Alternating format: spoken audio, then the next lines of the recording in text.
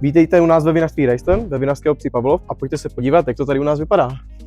Právě se nacházíme v naší vinotéce, kde můžete jako zákazníci přijít, vybrat si z celé palety našich vín. Od těžších stylů hnedka na začátku, po lehčí a svěží vína na druhé straně.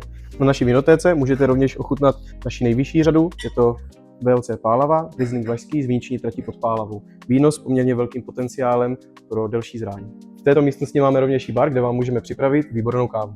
A v neposlední řadě si můžete užít nádherný výhled na Novomlýnské nádrže.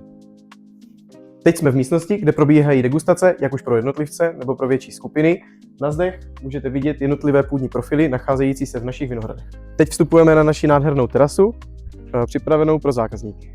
V celém okolí našeho vinařství se nachází naše viniční tratě, ať už Slunný vrch s Rieslingem Vlašským nebo Boží muka s velikou škálou odrůd. Právě jsme se stoupili do naší výrobní části, kde probíhá kompletní školení našich vín. Od čiření, filtrace až po následnou přípravu na lahvování. Tak takhle vypadá naše vinařství a budeme moc rádi, když nás navštívíte.